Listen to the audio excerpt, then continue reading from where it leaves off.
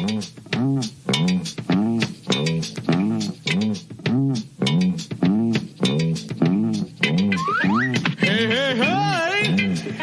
time for Dopey. And I'm gonna sing a song for you. Dave Chris gonna show you a thing or two. You'll have some fun now with me and all the gang, learning from each other while we do our thing. Na, na, na, gonna have a good time. Hey, na, na, na, gonna have a good This is Dave and Chris coming at you with music and fun. And if you're not careful, you might learn something before it's done. Hey, hey, hey.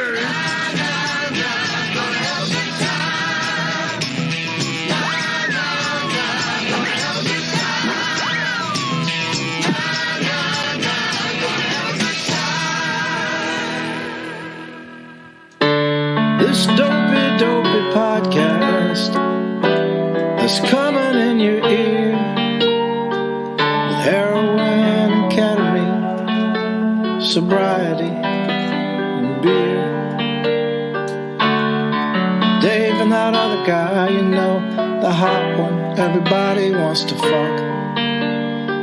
Just thought I'd throw in a visual for the listeners. Now you know. Good luck. So pull up a chair, start the car. Let's get on the road. Hey, let's go. The Dopey podcast is starting up.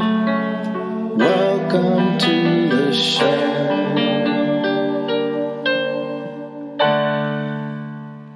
This episode of Dopey is brought to you by our friends at Aloe Recovery, located in Silver Lake and in Malibu. Aloe is an amazing treatment center that treats its clients with connection and compassion rather than control. It was created by our good friend Bob Forrest and his friends Evan, Jared, and the other Bob. And Aloe is an amazing place. They have a staff with decades of experience treating addiction as well as co-occurring mental health disorders, including SMI. If you are kicking heroin or benzos or alcohol or cocaine, Aloe makes sure your detox is as comfortable as possible, which is crucial. I have friends at Aloe. They say it's great. I believe them. They have amenities like surfing, fucking sweat lodges, the amazingly spiritual sound bath meditation, and much more. If you're fucked and you need a place to get well, and you're willing to go to sunny Southern California, I totally recommend Aloe. This episode of Dopey is also brought to you by the Sober Buddy app. It is now available.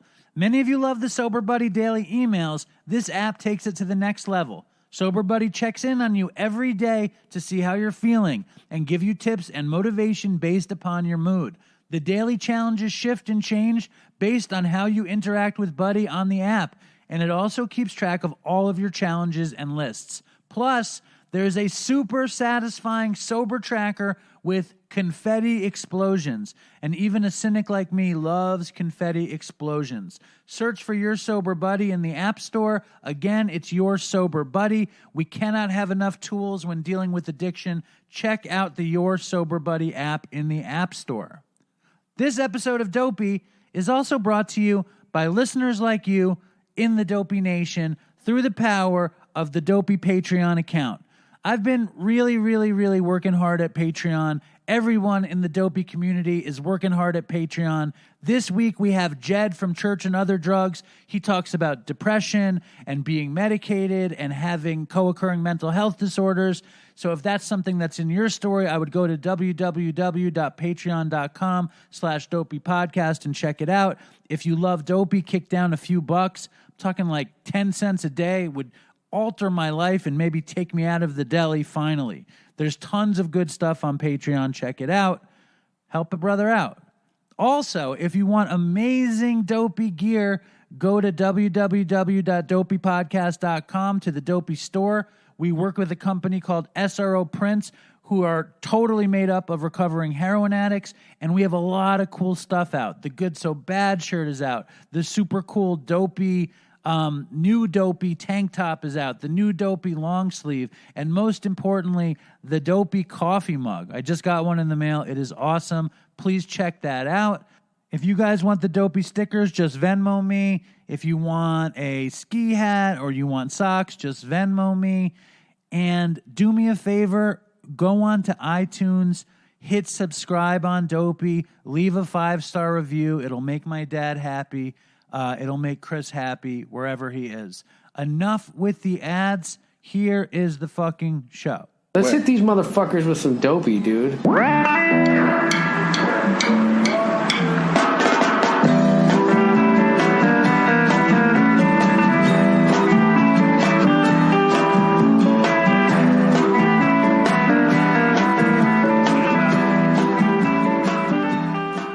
Hello, and welcome to Dopey, the podcast about drugs, addiction, and dumb shit.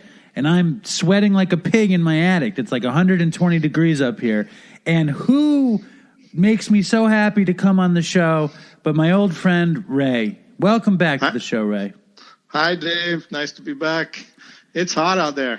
Dude, it's fucking hot up here. 3 floors up, fucking all the heat rising, surrounded by junk, air conditioner off.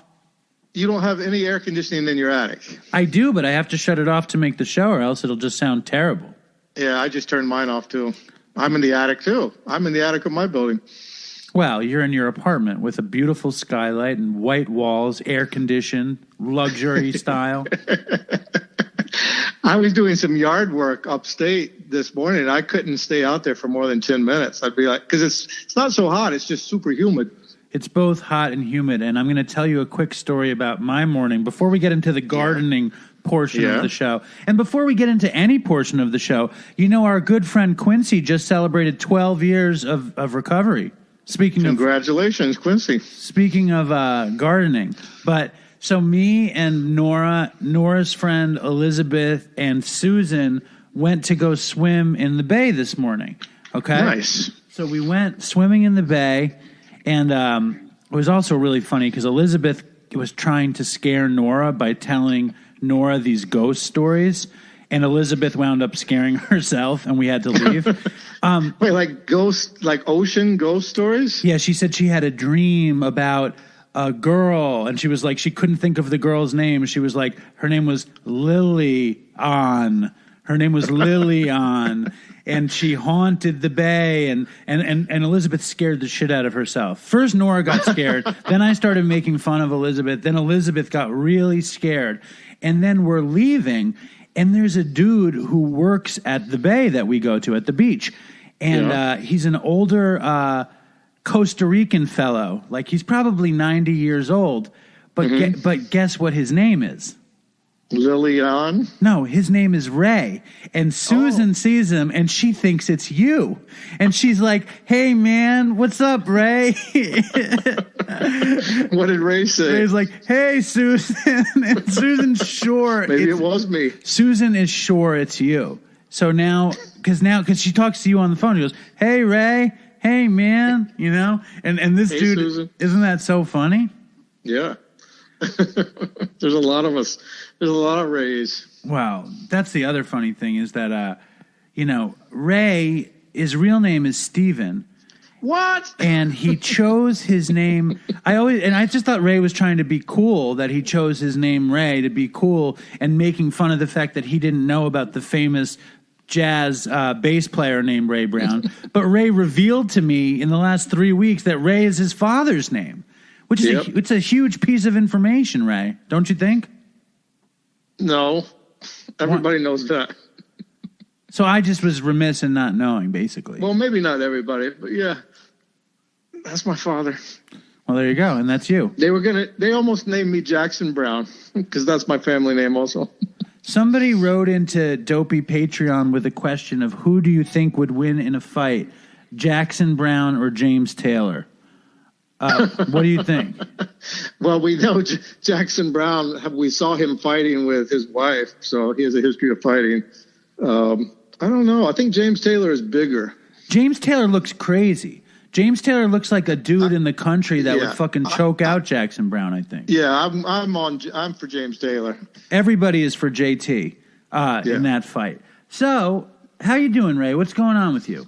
I'm good. I went up to the country for like 4 days, and I went swimming in the ocean. I went swimming in the lake, and did some gardening, and I harvested the garlic I planted last year, which is not very successful, but it was okay.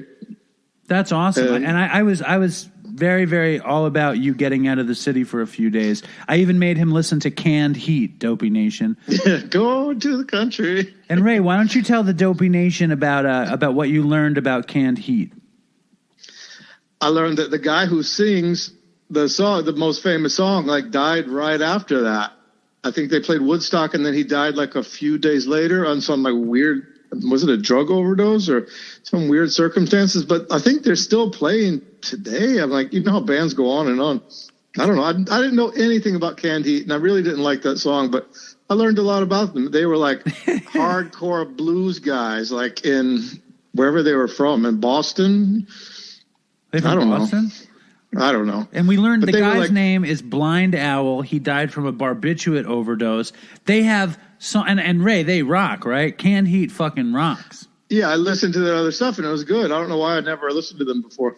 Well, because they're very ugly. First of all, they're an ugly bunch. They're an ugly bunch of guys. That's why. But the anthem of every summer is Going Up the Country. So I don't know. Well, that's a cover song. It's like by a blues guy from the 20s. But whoever owns that song has made a shitload of money because that is in so many ads. That's in so many different kind of ads. Well, the truth is that, and I've said this on the show many times, that when I was in college, me and my friends would sit around and we would watch the Woodstock movie over and over and over again.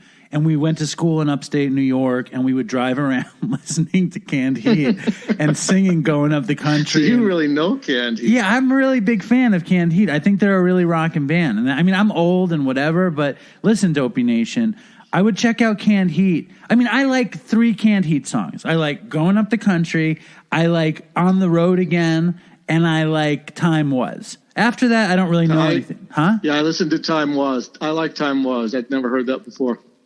So that's my rockin' old school dopey music suggestion. Now there's another. What were you going to say? I heard something amazing at an AA meeting. A friend of mine who I've known for a long time, who like comes to see me play, and I knew he's like an old dude, and I knew he was had some history, but he was like, well, the first time he's talking about his drug use. He was like, well, the first time I took acid was with Jimi Hendrix. Jimmy had some acid, and he was like, do you want to try this? And I'm like, sure. And then, like, I think Jimmy talked him through the trip. And he's like, and then when Janice came to New York, she called me because she wanted some heroin, and I didn't really know where to get heroin. He just kept telling, like, amazing stories like this. I'm like, dude, I've known you for, like, so long. I've never heard any of this. Whose story was this? Pardon? Who was this? A friend of mine. From the program, from the fellowship? Well, I don't know him from the program. I know him from real life, but he's in there, yeah. That's crazy. Isn't that crazy? And there's like so many more, but those are just, it's just Jimmy and Janice. Like that's a great one. That's too funny. So how is it going? I mean, last we heard Ray is back in his recovery program. He's off of the citrulline, and he's talking to his sponsor and doing Zoom meetings. Well, where are we at now, Ray? Yeah, I talked to my sponsor up there, and I was telling him about, he says when I'm off the sertraline, which I think I am, then we can do the fourth step. We've gone through the first 3 steps, and I said, well, one clue I have is that sertraline like fucked up my sex thoughts, and it made me like really weird, and I'm back to however I was before. I'm back to normal. So to me, that means like there's none left in my brain. And so what was the citrulline kink? I don't want to say. Just say. It just made me weird and kinky, like in a way that I'm not usually. So as opposed to the old school drinking urine and eating pubic hair, what's the citrulline kink? Tell me. I need. No, we need to know. A little know. dark, and I'm like, that's not me. I mean, I don't know. Oh my God! I cannot believe that we're going to be deprived this amazing morsel of information. I'll tell you in private. Oh my goodness, that's good. That shows growth right there. So how does? Well, I'll tell you, my favorite porn star is this guy called Johnny Forza. if you want to Google him, Forza. And that's what I liked. And I lost interest in Johnny Forza. Does Johnny Forza sometimes wear wrestling ringlets? He has, yeah. Does he ever pull garlic from the garden? No. If you know what I mean. Garlic was a disappointment, but it tasted really good. It was like it's not like supermarket garlic. So is it like you like to give orders, or what do you like to do? Is it like, are there spurs involved or anything like that? There's no spurs. Do you have spurs? My favorite porn is like POV of like Johnny Forza blowing me. Oh, so it's like you're in the porno with Johnny Forza. Yeah. Johnny Forza is not a great porn name. Johnny Foreskin. Johnny Foreskin. That might be his real name. I don't know. All right. We don't need to know any more about your kinks and stuff. No, we don't. Are you interested? What? We know far too much as it is. Well, what do we know? We know that the taste of urine doesn't really bother you. Pubic hair in your teeth is okay. I told you to stop saying this. Now they're like posting things on Dopey Nation about me like licking toilet rims. No, that was a one-time. It was a one-time thing. Well, here's the more important question: how has being off the citrulline helped with your obsessive thinking, or have you gone back to the obsessive thinking? No, I haven't. Not really. Just I had one night where, I don't really drink caffeine, and I drank like a pot of tea at like noon, and then I was up, and I talked to my sponsor Monday through Friday, so I'd spoken to him Friday afternoon, and I was up all night Friday. I couldn't sleep, and I swear if I'd had something here to drink, I would have done it. And then I go to a meeting on Saturday with my sponsor, online, and I didn't contact him because I thought I'm cool. But Dave was like, you should have contacted him. And I told him this, and he's like, yeah, in those kind of cases, talk to me on a Saturday. Call me anytime if you're like thinking of drinking, on Friday night. But I was up all night long Friday, and then I didn't go to sleep. And I thought I'll go to sleep eventually, but then the sun was coming up. It was like, that's how caffeine affects me. Like I just can't sleep. And then if I'm watching a movie or something, I'm not having obsessive thoughts. But if I'm lying in bed trying to sleep and I'm wide awake, I did have them. Right. But it's fine. That's when those thoughts come. So moreover, you're enjoying your recovery. So far, it's working out. It's working, yeah. I really like this guy. Like, I really enjoy talking to him. And we haven't done too much, We just talk every night, and, we're separated by coronavirus. And, but he's like, eventually we're going to meet like on a park bench and go over the fourth step. And he sent me a thing tonight with like stuff to go. He sent me physical literature in the mail. What is it? It's like a worksheet, like a fourth step worksheet. I went to my meeting this morning, and I was so guided by the spirit that people ran to me after the meeting to get me to speak at their meeting. That's really? how. That means you're. What? Yeah, you're sending that vibe off. I talked to my sponsor about that, and he's like, if you go to a meeting and you're really good, the people will come to you, and it can be overwhelming if you're like giving that vibe off, and then everybody wants you to speak. I was on fire. I was spiritually alit in this meeting this morning. It was amazing. That's great. Yeah, well, it was all right. And you asked me for my address, and I was like, I was giving you the upstate address, and you're like, no. And then I'm like, what are you going to send me? And you're like, junk? And I'm like, you mean dope? And you're like, no, just junk.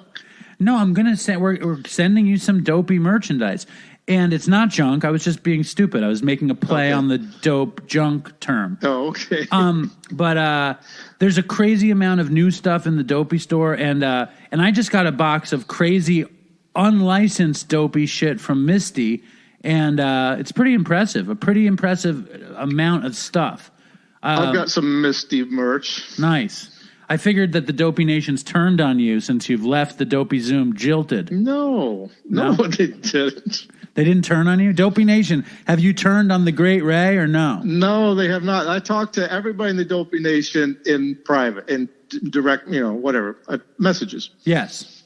Very good. Do you want to hear another funny, interesting story? Yeah, tell me. So we've given away our 6th Dopey scholarship to a young woman in Florida. Her name is Danielle, and she's going to the Areti Recovery, which is someplace. It's owned by Delphi Behavioral Health, and Pat from Delphi hooked it up, and Dom helped us hook it up. And this is from my friend Justin, who's been on the show, and he's helping to coordinate the Dopey scholarship recipients. Justin has really stepped up. He thinks that there can be a Dopey Foundation of scholarship recipients where people are going to treatment. But he sends me that, and then he sends me this. He said, Danielle is at Areti Recovery, owner by Delphi Behavioral Health. If you can please mention Delphi, and that Pat and Dom from there hook us up. And I was like, great. And he puts a heart. Then he writes, also, I just learned that the Rolling Stones song Angel is called Angie. I'm disappointed and feel cheated. Can you believe that? Wait, they thought it was Angel. Justin's a crazy like Fish fan, but he didn't know that that Angie was called Angie. He thought it was called Angel. Angie. Well, at one point, Mick kind of makes it sound like he says Andy. But it's, I heard Angie Boy interviewed once, and they're like, they say Stone's Angie was written about you. Is that true? And she goes, I don't know. There's been so many songs written about me. It's hard to keep track. Like, she's such a bullshit artist. But that song was written about Anita Pallenberg. It's about Anita, yeah. But Angie took credit for it, yeah. Well, I mean, the most amazing one is, what's her name? Patty Boyd, where she had Layla, Lady and something by the Beatles, Layla and Beautiful Tonight are all about her. That's an amazing woman. I think Lay Down Sally is also about her. And that, yeah, amazing. Like, actually, I don't know. I don't know if actually Lay Down Sally is about her. But I think that's interesting to be the muse of such amazing rock and roll music. That is interesting. Yeah. So I am growing basil, lemon basil, sweet basil, thyme, fucking fennel, fucking mint. I bought peppermint the other day. I bought a new purple basil. I have fucking yellow squash, green squash, cherry tomatoes, big fat tomatoes, cucumbers, fucking hot peppers, string beans, green peppers, and the latest addition is blueberries. Oh, my God. You're going to have so much food, you're not going to be able to eat it because it's all going to come at once. You're going to have to can it and freeze it. Yeah, you think I'm going to start canning fucking food, Ray? Yeah, Pioneer Dave. But it's pretty exciting. It's pretty exciting. I can't believe you got blueberries. That's an investment in the future. That you don't get those the first year. I have some coming. I have lots of blueberries. Every day we go and we pick blueberries as a family. Do you have that mint quarantined or in what do you call it? Like it contained? No, I don't. But for some reason the birds aren't eating them. The birds aren't eating the blueberries. No, the mint is going to take over your whole garden. I've pulled a shitload of mint, and the mint is maintained. The mint is under control, Ray. It is under. Good. I planted bamboo and it went insane. Yeah, bamboo, man, is like it is. It is crazy. We have bamboo fucking growing in the back, but it's not coming through. So this week on Dopey, we have this dude from Top Chef. His name is Gregory Gourdet. And it was a pleasure to have him on. I love Top Chef. And I wanted Ray to watch Top Chef so he could know who Gregory Gourdet is. But Ray never saw Top Chef, did you, Ray? I've never seen Top Chef, and I tried to watch Top Chef, but I couldn't get it for free, but I got Canadian Top Chef, which was horrible, and it was like just like drum rolls and like so over, like tonight on Top Chef. It was like I turned it off after like 20 seconds. I bet you it's like this next challenge. We're about to cook some pancakes, eh? And they were like, you have 20 seconds to grab all the ingredients and cook this, and they all run, and I don't know. It's not my thing, but I watched this guy's TED Talk, and he's really cool. I really dug that. Well, Gregory, I saw like a couple interviews with him. Gregory admitted on the show several times that he was in recovery, and I'm a huge Top Chef fan. I got into watching Top Chef when I when I was on heroin in Los Angeles, and I just found it to be the most relaxing show ever. And I remember when we actually left L.A. and we flew to Burlington, Vermont, I just watched Top Chef on the flight. But the thing that I remember more than anything, right, is I always wore jeans that were way too big for me. And when we went through the fucking security, we had 2 cats with us, and I was holding onto the cat, and they made me take my belt off, and the cat jumped on my head, like embedded its claws in my head, and my pants fell down to my ankles. And I'm standing there in the airport. I'm also like dope sick. I had just gotten off of methadone and heroin, and like the cat is fucking embedded in my skull. It was terrible. You're holding a cat with no cat carrier? You're just holding the cat? No, you have to put the cat carrier through the X-ray machine. Oh, so you have to hold the cat, and your pants fell down. My pants fell down. The cat climbs my head, and like it was very embarrassing. And I'm just surprised Top Chef has been on that long. Dude, I used to fucking get high and watch Top Chef. I used to I remember in the beginning I was living at my parents' house, and what I would always do is I would get the nicest meal I could. Like I'd go to a nice restaurant and I would eat it slowly while Top Chef played, and I would enjoy like every morsel of food and pretend it was my food was made by some Top Chef when you know that was never the case. And I would have dessert, you know what I mean? I would really make a whole thing of it. And now like it's 20 years later, and I still watch it. I don't think I missed an episode. Nora loves Top Chef. Linda has gotten into it. So when I got Gregory on, Nora was incredibly excited. Is it on the Food Network? No, it's on Bravo. Oh. Dopey Nation, do you guys watch Top Chef? I don't know. Also, I like that he was talking about one of the other contestants had a thing. He was going to do Southern plantation food, which is like, what is that? Like, I mean, like early American food was like, not that great. If you looked at like, it was kind of basic. No, it's that delicious South stuff. But it's all going to come out in the interview. We'll talk about it after the interview is played. Ray, you're going to blow the show for everybody. I'm sorry. I'm just thinking like I grew up in the South, and like we would go to family reunions with my country relatives, and the dishes they would bring were like so gross, and we were like, oh, we have to eat a little of this so Aunt Sister won't get upset with us. No, it looked like it was good food, what he made. But before we play the Gregory interview, I just want to remind everyone, including you, Ray, that July 24th is Dopey Day. Dopey Day. It's the day of the dopes. I'm thinking we should call it Christmas in July because Dopey Day is so stupid. That's good, Christmas in July. So what do you guys think, Dopey Nation? Should we call it Dopey Day or Christmas in July? Or am I fucked up that I keep changing the name just a few weeks out? What do you think? Dopey Christmas in July. A dopey Christmas. But the real Christmas is August 16th. And then the other Christmas is December 25th. So what the fuck do we do about that, Ray? Huh? I thought about it on the train down. I'm like, I should do my Dopey Day portrait, but I didn't do it. Ray's like, you have no ideas. You never have any ideas for this thing. Well, also I said I would listen to the interview on the way down, and I didn't do that. I did it when I got here. Anyway, here he is, Gregory Gourdet. Thank you, Ray. Thanks.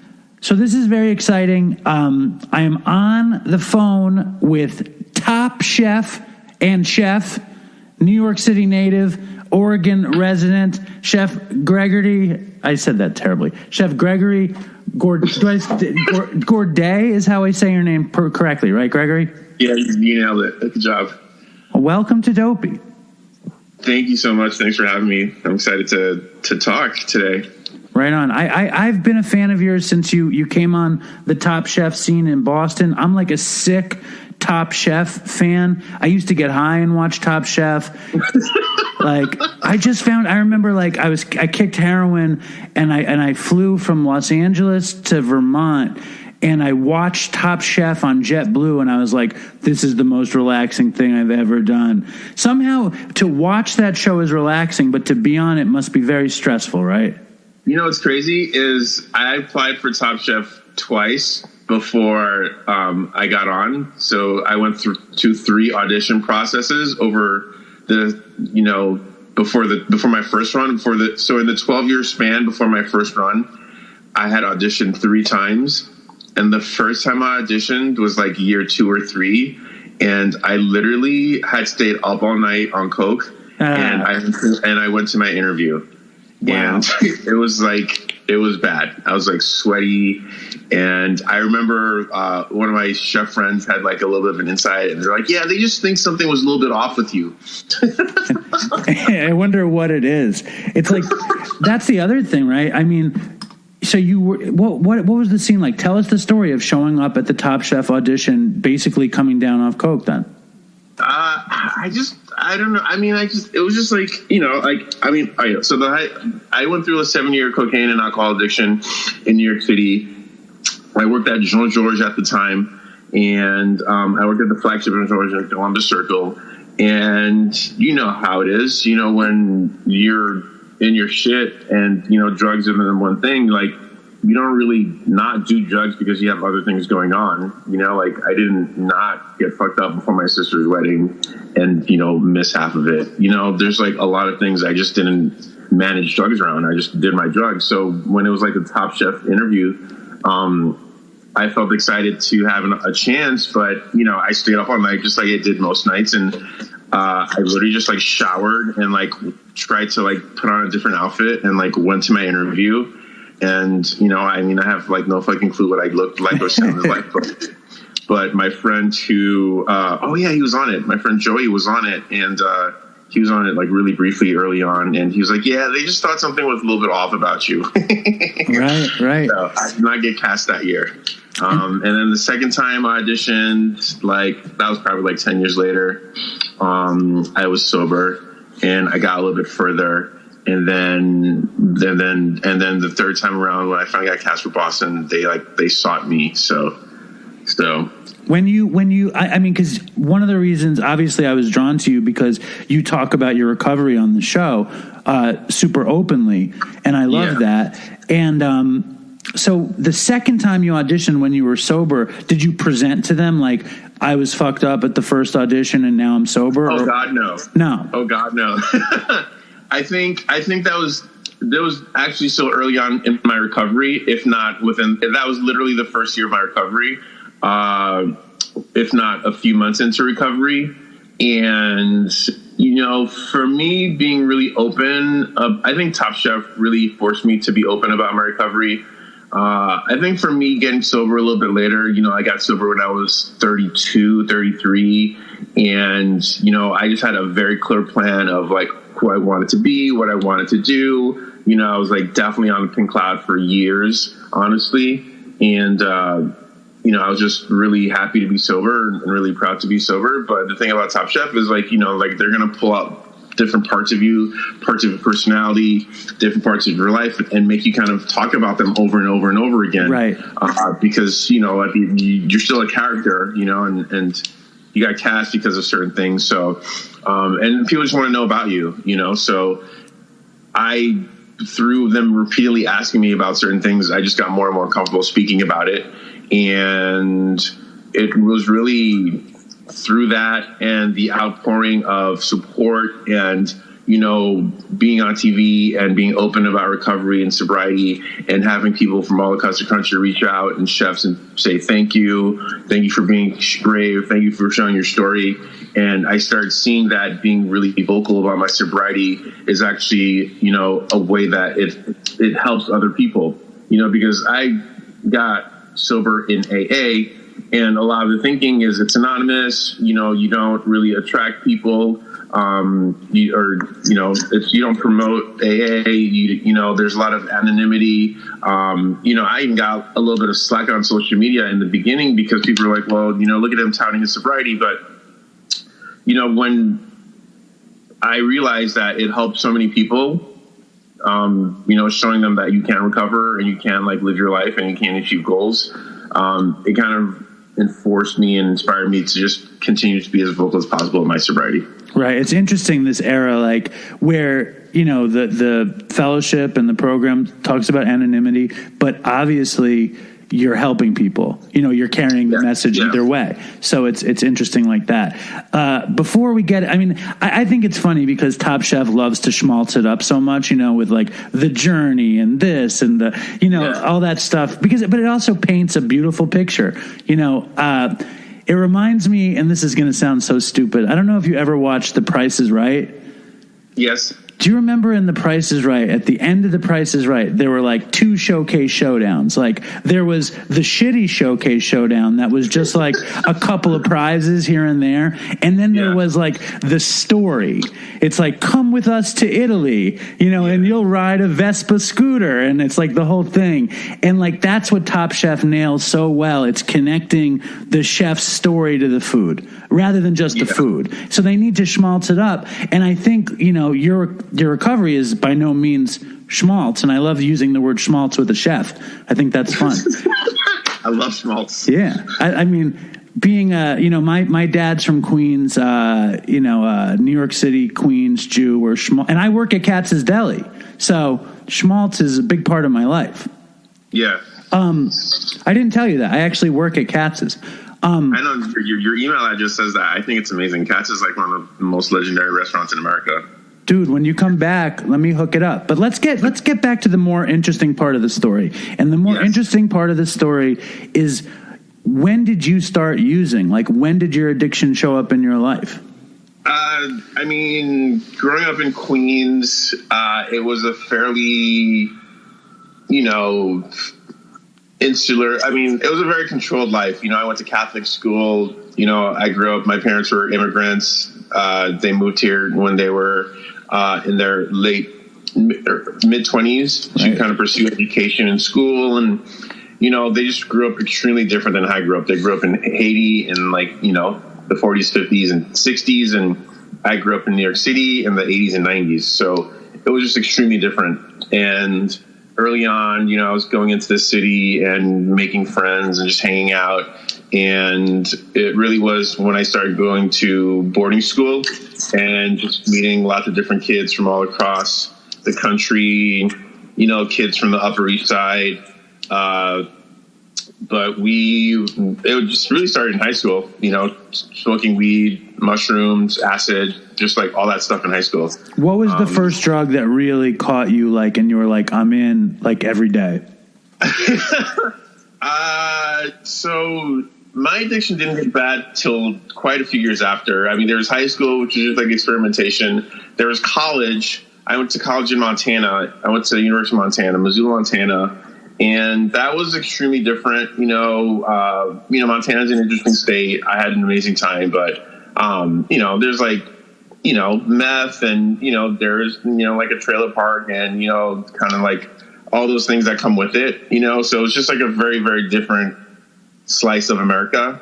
Totally. But at the same time, it was a really cool, liberal arts school, and it was the 90s. So it was pretty much like the height of the rave era. So my friends in New York would, mail us ecstasy and ketamine to Montana, and we would throw raves. And, in town, we would do meth, and, my friends would stay up for days at a time. And, but I actually got out of that totally fine. It was a lot of hardcore drug use, but at the same time, I worked all the time. I had 2 jobs. I was super responsible. So it was just kind of hardcore recreational drug use, which was managed fairly decently. It took kind of the drug scene kind of going away, transitioning into the 2000s kind of bar scene, which was kind of focused on doing cocaine and drinking because we were older, right? And that I still held on to the club culture a little bit in New York City for as long as it went on, but the whole mood transitioned to just kind of being older and just going to bars and just doing coke, and that's what sucked me in. That's what really kind of brought me down. A pretty quick and aggressive cocaine addiction to an addiction to freebasing cocaine for about a year and a half. And at the end, those 2, drinking and cocaine, were kind of the 2 that brought me down to my knees. When you freebase, did you use the ether and all that? What's up? When you would freebase, it was with the ether, or you just smoked the coke, or you smoked crack? We would a little bit, but we would cook it down and stuff like that ourselves. So yeah. With baking soda or with the ether? With baking soda. Right. All right. Yeah. And it's crazy because, like, it sounds like you kind of had that classic Northeast drug addict pedigree of, like, taking acid and tripping out and smoking weed, and you kind of get acclimated, right? You get acclimated to taking drugs, but it didn't hit you like an addict until years later when it became coke. I think that's interesting because lots of people get caught up on the meth and the ketamine. Like, why do you think that didn't happen like that? I mean, there was definitely like a period of like smoking crystal in the city too, because that was like kind of a big thing in the city too. But I mean, I don't know. I think, you know, when I was younger, you know, I was maybe like still like super ambitious and just happy and carefree. And, you know, I still love electronic music and club culture and rave culture. And, you know, I still go to festivals and like all my friends are like sober DJs at this point, right? You know, but that's still a big part of me. So it really was something that I actually felt passionate about. It wasn't just like I wasn't just going out for the drugs. I was going out to listen to music, and it was like something that is actually like something that I care about quite a bit. Yeah, I mean, I think it took like, you know, it would be like the party would end and, you know, everyone would responsibly go home and go to bed, you know, and I would go to the after party. And then, you know, some people who would come with me to the after party, like they would like go home and go to bed, and, you know, I would just go to the after party. Right. In each time frame, like, you know, you're hanging out with like a shadier crew until, you know, I find myself like, you know, in like the Bronx or in Harlem with like some random person, like, you know, like, and he's like fucking shooting coke up his arm, and I'm like missing the flights and like lying to people, you know. So it's just like it catches up with you. I get it. Yeah. And when did actually cooking food and not cooking coke come into the play? So I started cooking when I was feeding myself for the first time in college in Montana, because high school we were taken care of, and even I went to NYU for 1 year, freshman year, and I lived at home, but my mom cooked a lot. So it would really take like going to Montana and living on myself for the first time, living on my own for the first time, and having to feed myself. That's when I started cooking.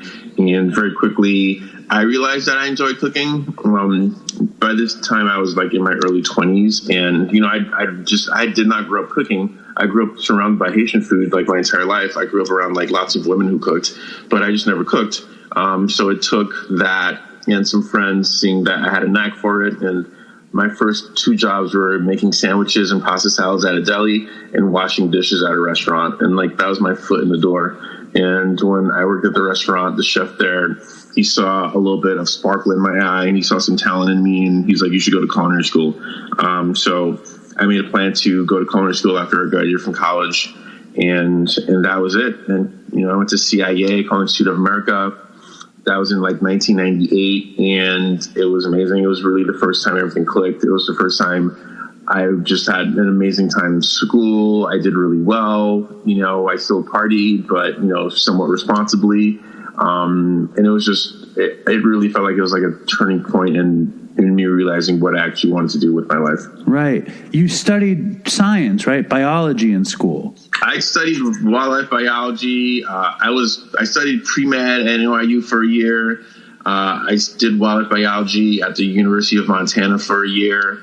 And I ended up getting a French degree, a bachelor's in French, just because I was trying to get out of school, and I had a bunch of French credits, and I was just trying to get out of there. It's funny though, because it seems unlikely for someone to go from science and biology into cooking. But if you add up, you know, loving food, loving the chemical reaction from drugs and the chemical reaction from science, becoming involved in cooking makes sense, I think.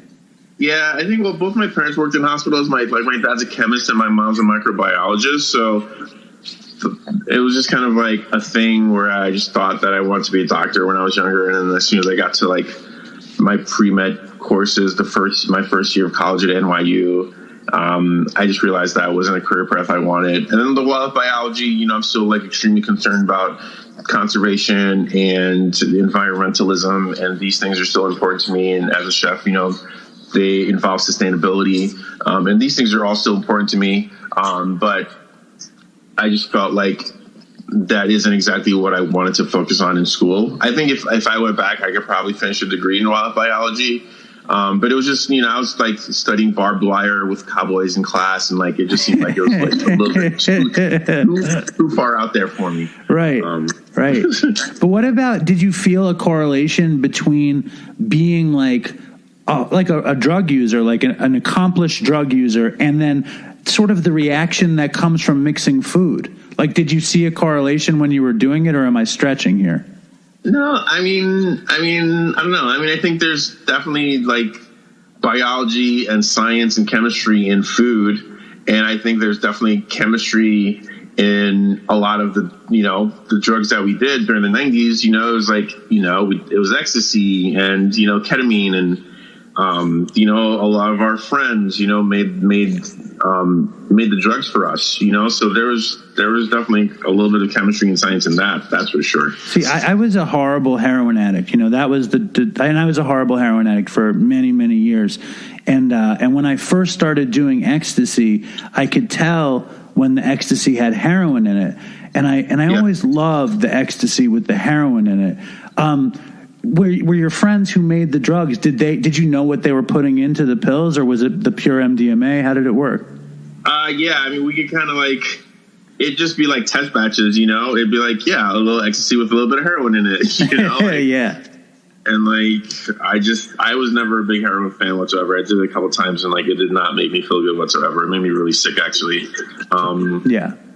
Isn't that so funny though, how like the personal's biology impacts the different chemistry on you? Like, you loved Coke, and like Coke basically did nothing for me. Like, I was just talking to my friend about it. It's just crazy. Yeah.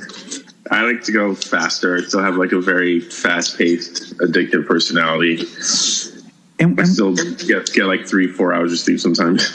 Really? That must be difficult, no? It is difficult. I mean, it just hasn't changed. I'm just, between that, transitioning out of that, and just working, as a chef at night for like the past, literally, I've only worked at night, even as like, as an executive chef in the last part of my career, where a lot of chefs transition into earlier hours. I still focus on working at night. So I'm just like very programmed to work at night, to be up at night. And I'm very much conditioned to like be able to function on like 4 to 5 hours of sleep. Totally. And everyone connects the restaurant industry with drugs, kind of sex, drugs, and rock and roll kind of thing. Late night New York restaurant scene. Was that your experience when you were working in restaurants in New York in the beginning? Yeah, definitely. As a cook team, we would all go out. We would all just like leave the restaurants together. Like 10 of us from Jean Georges, and a handful of our other friends from other restaurants, and we just like hit the bars downtown. We go to like Lower East Side. We go to the Village. Some of us would break off and go to the club, and then as we got older, it became like like after hours on like Lower East Side, and right. like it was just like it was a cycle and it was a thing. But it had its moments. It was fun. I wish I could have done it responsibly, but at the end of the day, New York pretty much like chewed me up and spit me out. Right.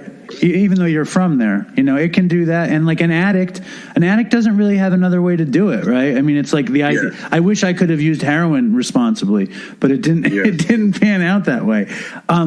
When did it start getting sad? And like, when did you start noticing that it was like not a livable situation?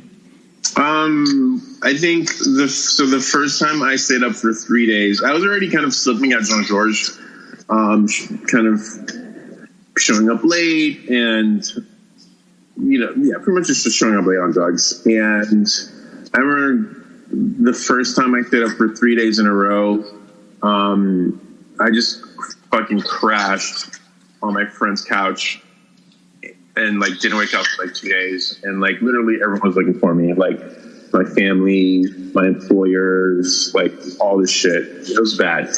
And he was just like kind of stuck in the middle because everyone was like calling him, and like I'm just like passed out on his couch for like 2 days.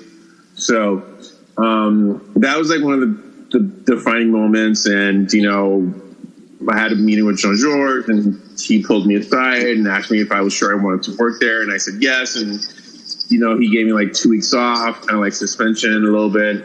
And I came back and, you know, nothing really changed. So he ultimately, you know, they ultimately let me go. I think the reason was like not working enough. It was pretty obvious that had a pretty big drug addiction. Totally. And then I worked at just like a bunch of like shitty places, like all through downtown, like 2 or 3 just like shitty bars with like my other really good friends who was like kind of going through the same thing. And we would just like do drugs with the owners and just like be like tweaked out and like, you know, like roach infested, you know, bars and like, you know, shitty sandwich restaurants, you know, it was just crazy. And then I helped some other friends open up a restaurant, and, you know, that was kind of like a whole another party scene. And, you know, he was an old friend of mine because we were cooks together at George. And he basically told me, like, he gave me an ultimatum that either he was like, you can still work here, but you have to go to rehab. So I checked into an outpatient program in Union Square. Yeah. But, you know, I had no clue. I had no clue what I was doing. I had no clue what recovery meant. I don't even really think I understood what my addiction really meant. And, you know, I would drink, you know, before I went to, you know, our meetings. And, you know, the same friends who were like, you need to go to rehab, you know, they would be like, well, you should be able to just hang out and have a couple drinks and be fine, you know, when I was in rehab. So I don't think any of us really understood what I was supposed to be doing or what, you know, recovery looks like so early on. So basically it took me like a full 2 years. You know, I moved to California. I worked there for a bit, got in a really, really horrible car accident where I totaled the car after drinking for 12 hours on New Year's Eve, came out like with just like a tiny scratch above my eye. I got like arrested one more time. And then I finally moved to Portland, Oregon. And my good friend from college, he had been in AA for a couple years, and we met, and I just found myself in the same vicious cycle. And I just asked for help. I finally asked for help. And by this time I had met some people who had been in AA. I had met a bunch of sober chefs, and I would hang out with them, and then I would go straight to the bar after. But I think it was really meeting people in recovery that showed me that there's a better way of life out there. And it got me thinking about what I wanted for my own life, and just kind of getting older and seeing people my same age do all these things that, you know, having houses and having kids and raising families. And, you know, I'm, you know, gay and a bachelor, and I don't necessarily want all those things, but right. I just wanted a more stable and successful life. And I had some sober examples in my life to kind of guide me to recovery. And it was great. You know, I told my friend, take me to an AA meeting, and that was almost 11 and a half years ago. And it's been amazing ever since. You know, I met my best friend in the rooms pretty early on, like within my first couple months, probably within my first month of recovery. She came up to me and she was like, who are you? Because you look different. You don't look like you're from here. And, you know, she moved in with me like a few months later, and we got to, you know, pretty much live our first 8 years of recovery together. So it was extremely amazing. And she has the same attitude I do. She's in music and production. So, you know, we both, you know, were very clear about wanting to get sober, you know, not to hide or, you know, to take things away from our life, but to be able to live the life that we've always wanted to live. So, you know, we'll still go to festivals and we'll still travel and we'll still stay up all night. And, but we do it sober, you know, and we're happy. So it's good. No, it's everything. I mean, just it's a remarkable thing when you can go from a bad life to a good life by like making a shift like that. You know, it's like, I mean, I had nothing and now I have 2 kids and a house and, you know, whatever. Like I have Dopey and I can reach out to people. And I mean, like just the ability to be able to talk to you is a miracle for me. Like, I think it's so cool. Like also I think that your positive attitude, like, it's just like, it's obvious, like on the show, like I'm certain you would have gotten to the finals this time if you hadn't hurt yourself. I'm certain of that.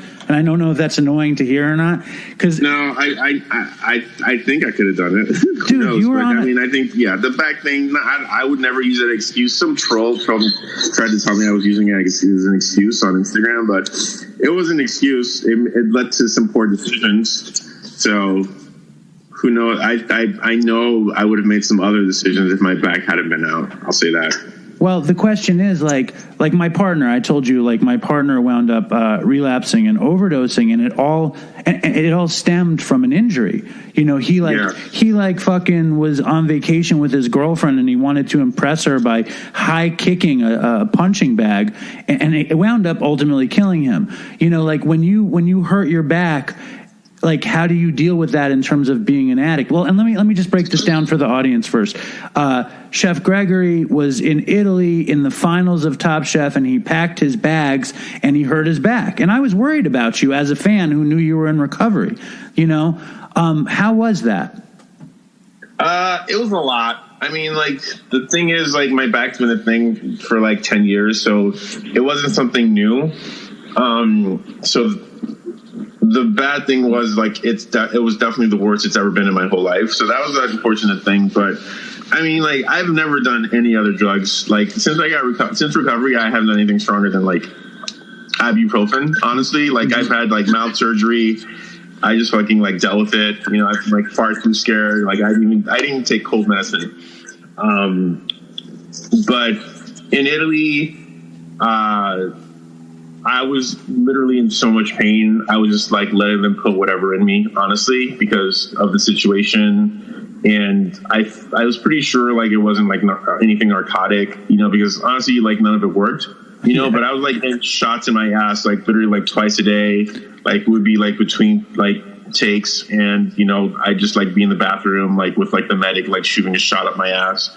And like they were just giving me this little liquid to take, and like I literally had no clue what anything was, but I mean, I was so desperate.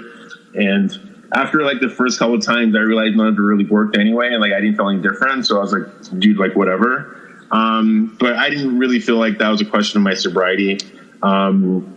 But I just kind of assessed it the first time and just went with it because it was such an extreme situation. But yeah.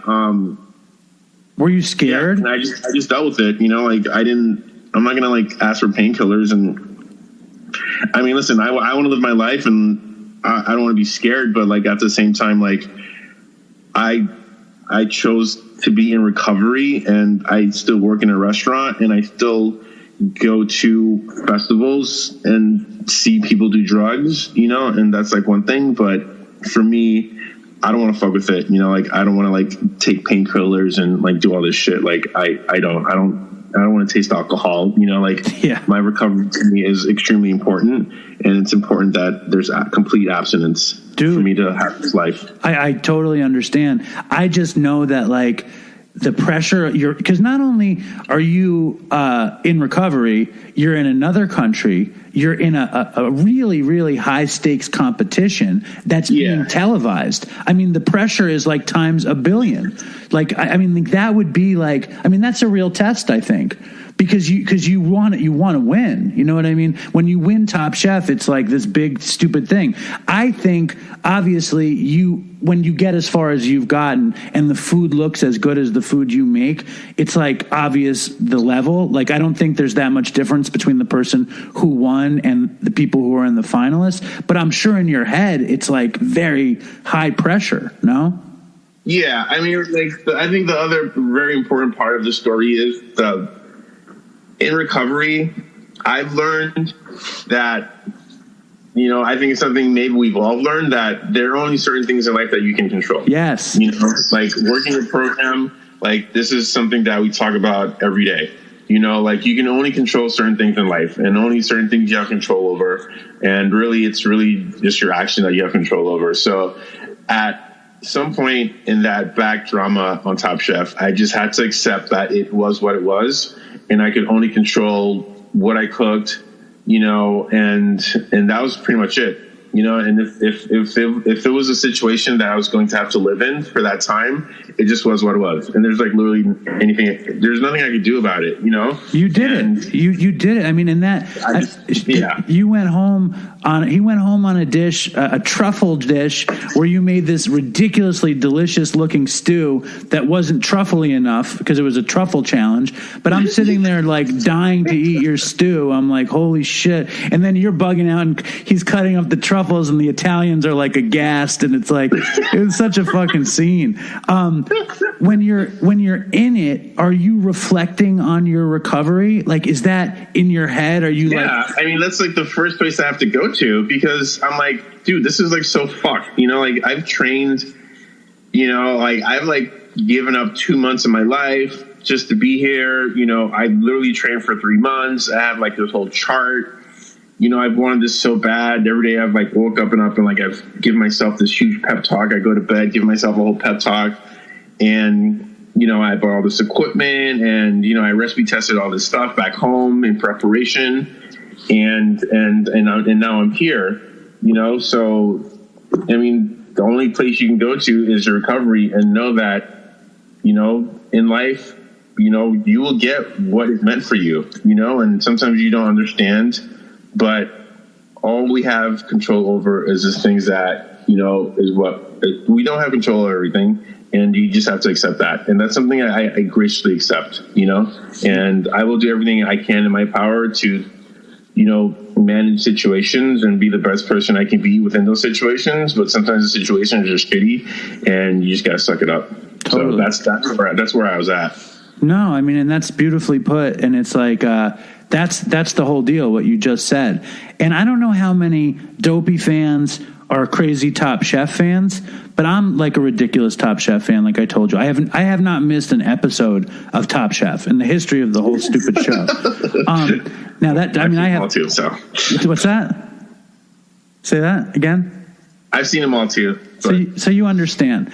Yeah. I have to tell you, like, and I'm not just blowing smoke up your ass, the way you handled Restaurant Wars was like the most beautiful moment in Top Chef history, because you weren't fucking playing. Leanne's like, I want to make a pineapple ice cream. I want to make this. You're like, it's fucking rum raisin. Shut the fuck up. It's going to be rum raisin. And you knew you needed to call the fucking shots. You're not going to let anything slip away. You picked Malarkey because that dude could handle the front of the house. You picked a team that could do it. And Kevin had this ridiculous team of like fucking experts, 12 dishes. What the fuck? And what is he making a plantation theme of Black Lives Matter year? He's doing a plantation restaurant. What a crazy thing that was. It was. There's a lot of controversy that, you know, a lot of that did not go over well overall. It was nuts. It was nuts because you had the Haitian restaurant and it was like family style and like really like roots and like every bit was super authentic. And Kevin's like, I want to do something from plantation era South. It's insane. Is that not insane?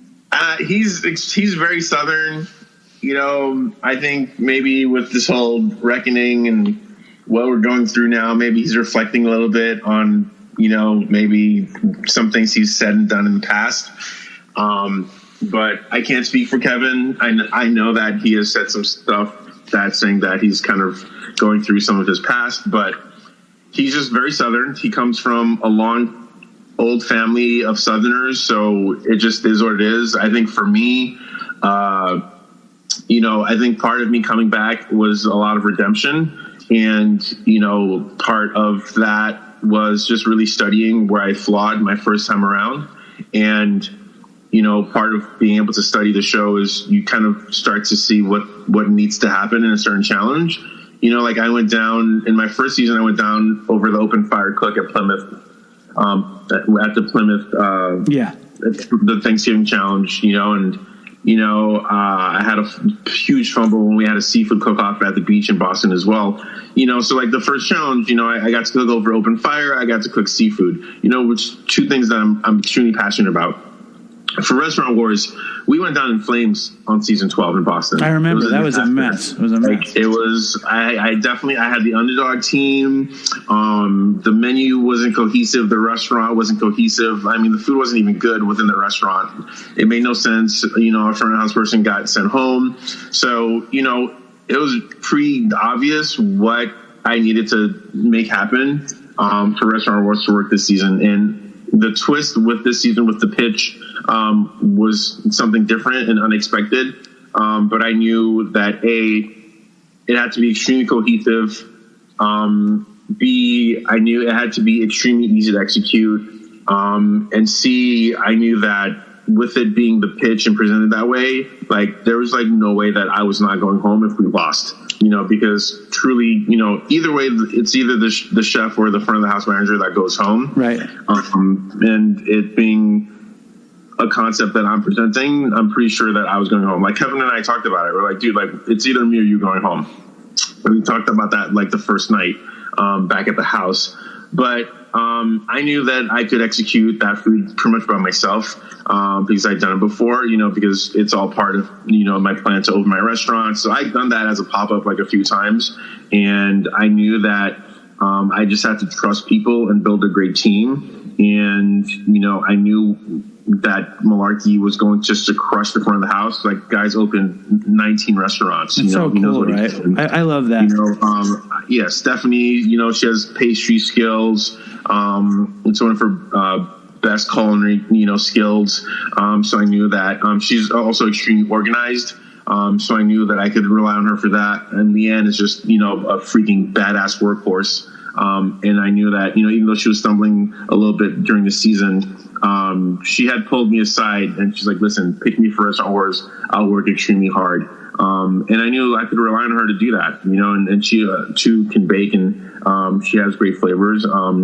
And, you know, so I knew what to coax out of people, and we pulled it off. So I was really excited about that. You guys were like the Bad News Bears of Top Chef. You took them down. It was great to have a ragtag group like you guys do it so well. I love that. You talked about sober chefs, you know, kind of helping you when you made your transition into recovery. And I had the pleasure of having Chef Andrew Zimmern on the show, and you know, I'm around a lot of these kinds of people, and I love it when I see sober chefs, and because the restaurant business is so fucked up and chaotic that people either die, wash out, or get sober. Like, how important do you think, like, the community of sobriety in the upper echelon of chefs is in the restaurant industry? So currently, we have Ben's Friends. Are you familiar with Ben's Friends? I think I heard of it, but I'm not very familiar with it. Yeah, you should join us. So Ben's Friends was formed a couple years ago. Some friends in South Carolina were opening up, some older kind of industry vets. Mickey Bask and Steve Palmer were opening I believe they're opening a hotel in South Carolina, and they called on an old friend of them, there's Ben, to be the chef. And he had a lifelong struggle with alcoholism. They're opening this new hotel and restaurants. Ben was just crushing work every day, but then every night he would go back to his hotel room and just drink all night. But he was hiding it from everyone. Ben ended up committing suicide during the restaurant opening in the hotel room that he was staying. So Steve and Mickey decided that, you know, it was really important that they form a recovery group that focused on food and beverage. So thus Ben's Friend was formed. We have different chapters all around the country, you know, South Carolina, Portland, Seattle, Ohio, Austin. So basically, you know, it's a recovery meeting. It's not AA. It's not organized. It isn't a step work program. It's just a space where people in the food and beverage industry who are in recovery or trying to get sober, or trying just to stop drinking and doing drugs. It's just a safe space for all of us. So it allows us to focus on issues that revolve around the food and beverage issue, which, as you know, has an extremely high percentage of people with addiction issues. So, we've seen people like, if you're a winemaker, and you have to get sober, how do you go on with your life? If you're a sommelier or a bartender, and you can't really talk about these things in an AA meeting because, some people in AA refuse to even go to a bar, Totally. But for all of us who, food and beverage is what we've done our entire lives, our entire careers, and it's what we're passionate about, and it's not something that we plan to stop doing. It's how you find a life and you find a balance within the food and beverage industry. So it's been extremely amazing. It's been extremely helpful. We started our Portland chapter up a little bit over a year ago. It's been really tremendous. And with this current pandemic, all our meetings have moved online. So it's been great to be able to go to different meetings in different states. And I host a meeting on Wednesdays at 1 p.m. Eastern time. And we have a bunch of people from all across the country and different levels and different times of their sobriety. And, we just all talk about what it's like. And, I think the most amazing thing is seeing people get sober online during this pandemic, which I would imagine is extremely, extremely challenging. Yeah, it must be, it's crazy because people who are, I always would say when we started this pandemic situation, now's the time to get clean because everything is so fucked up anyway. No one's going to notice what a fuck up you are. You know what I mean? Yeah.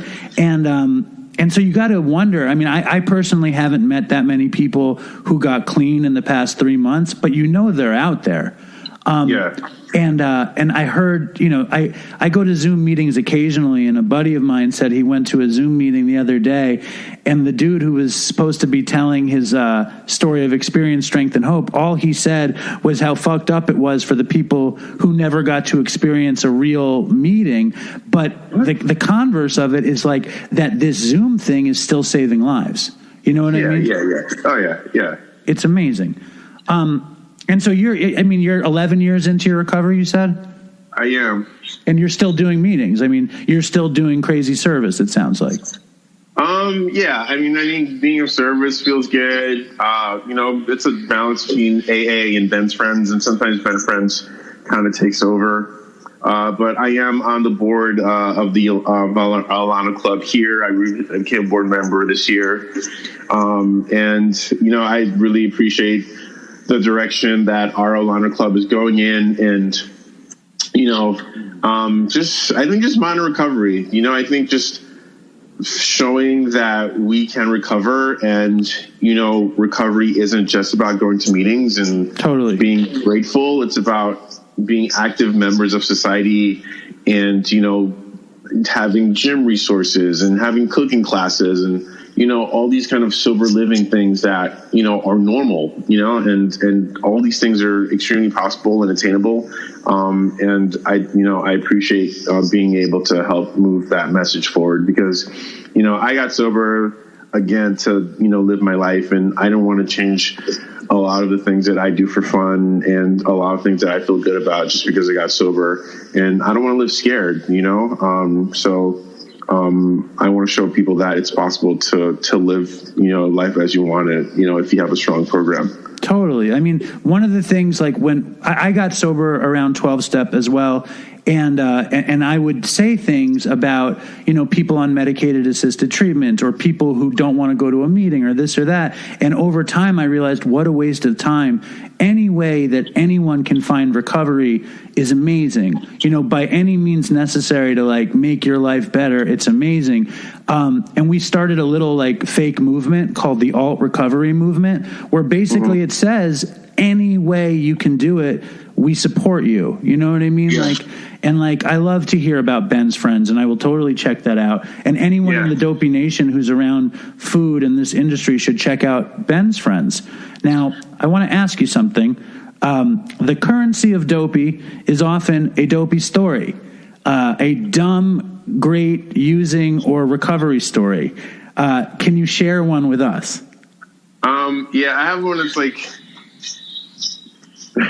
Don't be shy, Chef. I have one that's really silly. Okay. But I don't know. I remember being in culinary school, and I don't know. I just ate a bunch of acid in culinary school for some reason.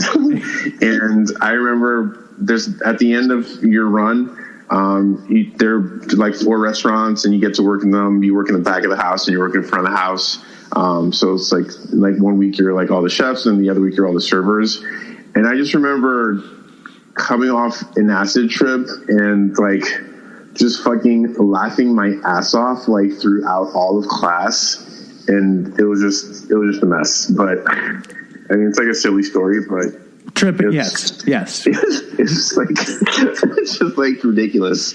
Like, can you imagine like you're like going to lunch, at this like prestigious culinary school, and like some kid just like laughing his ass off, and like I'm just envisioning myself like coming off an acid trip at like 21, like trying to serve people food in a restaurant. And like I just think it's so ridiculous, and I'm not surprised I got where I got in my addiction with stories like that so early on. Totally. And psychedelics and cooking is a weird combination. Like, imagine you're coming off acid and it's the day they teach you how to butcher a fucking pig or something. Oh my God. That'd be awful. It'd be a nightmare. And then here's the last thing. Okay. I have an idea, and I'm basically pitching this idea to anybody who might want to do it. And you're an amazing chef. You're an accomplished person. You're a New Yorker. I'm going to pitch you. Are you ready?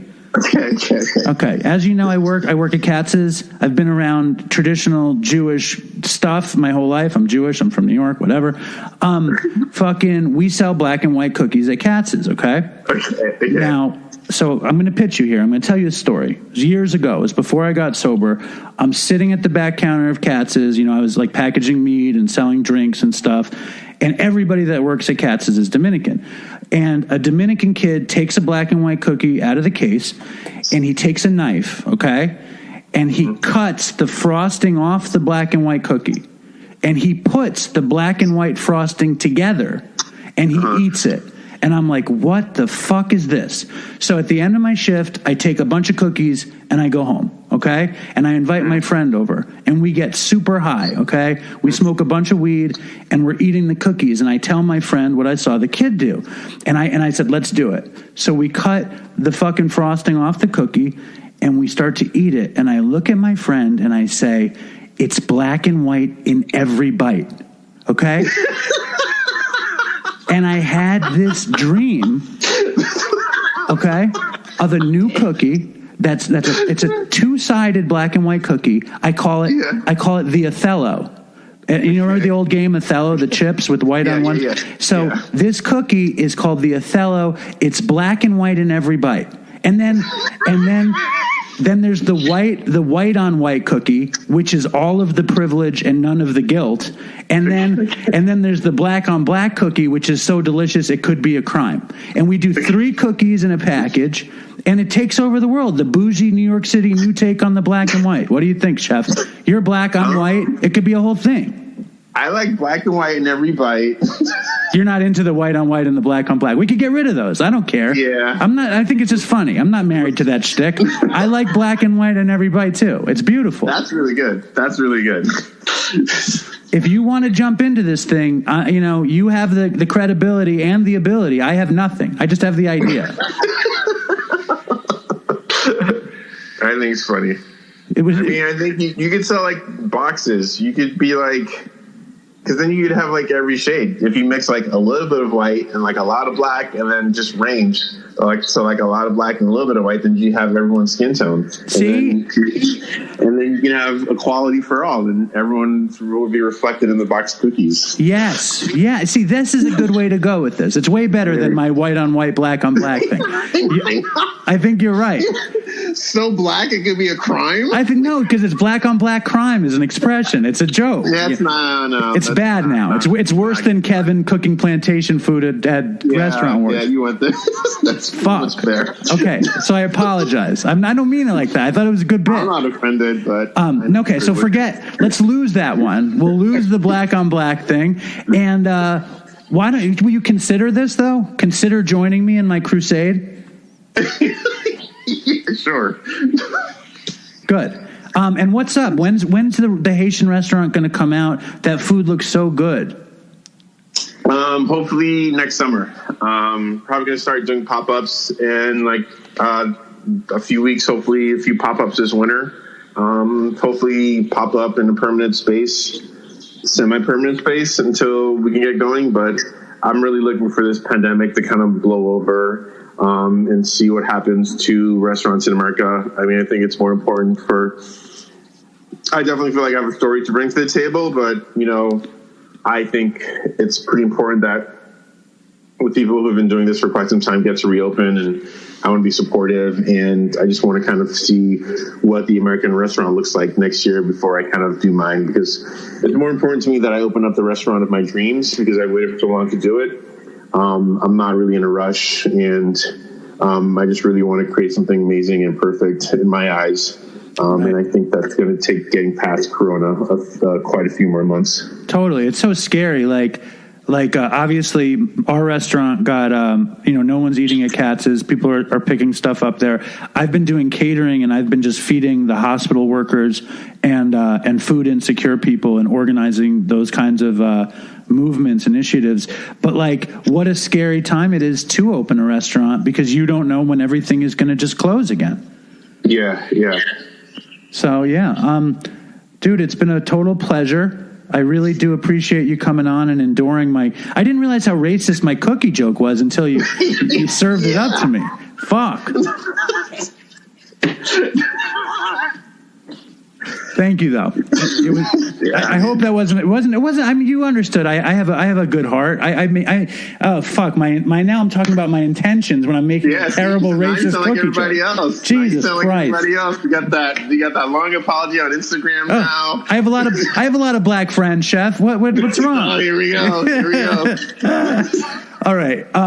Please consider joining my Othello crusade. The black on black fucking thing is out. Forget that. And thank you so much for sharing some of your story on Dopey. It's so cool that you came on. Absolutely. Thanks. All right, Absolutely. Man. Enjoy the beach. Cheers.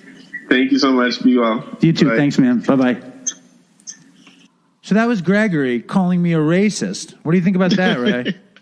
I thought it was hilarious. That was great. You are a racist. I think Chef Gregory thinks I practice systemic racism in all of my affairs, but I don't. I think, yeah, you should make reparations, I think.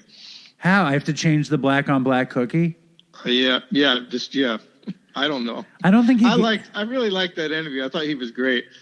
He was very likable, and he had a great story. It didn't have like a crazy bottom, but it was like that's the story most people have. So you could relate to Gregory's story. Yeah, I don't think most people have like I murdered someone, I was in jail, and I was arrested, and I wrecked my car. A lot of people have wrecked cars, but he had a wrecked car. But a lot of people just have that of like slow, like, oh, my life is not working anymore. Right. He managed to fix it, and he managed to come back big time. And I thought it was great. I thought it was great to have him on the show. Besides him calling me a racist. And and I do stand by the cookie, and I think that the idea, the way that drug addicts kind of get attracted to food work is interesting to me. Yeah, I didn't know about that until a friend of mine, it was like a sous chef, and he was telling me, no, the whole restaurant world is crazy like that. And then I heard that from other people. But yeah, it seems like a good way to get addicted to drugs is to get a job in the front or the back of the house. Well, yeah. I mean, I think in my experience, like I would go to work high, and there was a bunch of pot where I worked, but like there was never hard drugs because I never worked those late night situations, and I would always leave to get high. But I was never like in those coke situations in restaurants or bars or whatever. Actually, when I was really young, I just moved to New York, and my roommate was dating this girl. And she worked at Windows on the World and top of the World Trade Center. And she was this beautiful blonde girl. And she was making, it was an unbelievable amount. I think it was $300 a night, which was just unbelievable. And and he said she just comes home and does coke and cries. And I just couldn't, like, if you're making that much money, why are you so sad? And I met her, and she was very sad, but she would make all this money and then do coke like alone in her apartment. that's the first introduction I had to it, but I didn't know it was related to the restaurant world.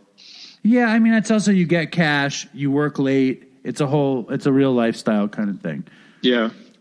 So as always, I love to share stories from the Dopey Nation, and we have a couple.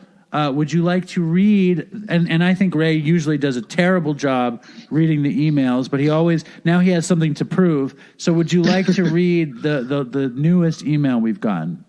Yes. I want to point out that it's really small type. I'm trying to make it bigger right now. But I had to read. My sponsor made me read in our meeting.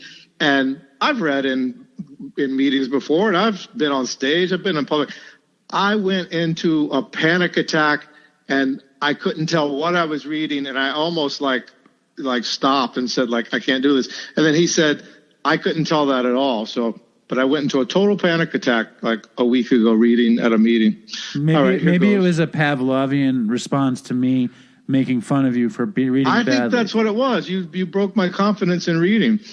Wow. But we have to read 2 paragraphs, and I almost at the end of the first one, I had no idea what I had read. I read it, but I had no comprehension of what I read, but I got through it. Whenever I read in a meeting, I try to read really well, and then when I'm done, I think I read that really well, which I think is so stupid and funny. I think Chris was like that too.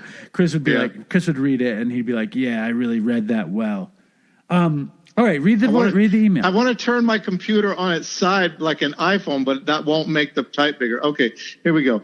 Okay, so I've been listening to the podcast for the past month or so, and I've been burning through episodes. I love recovery and the 12 steps of AA, but as we all know, it can get dry and boring sometimes, especially for the hardcore low-bottom addicts like myself.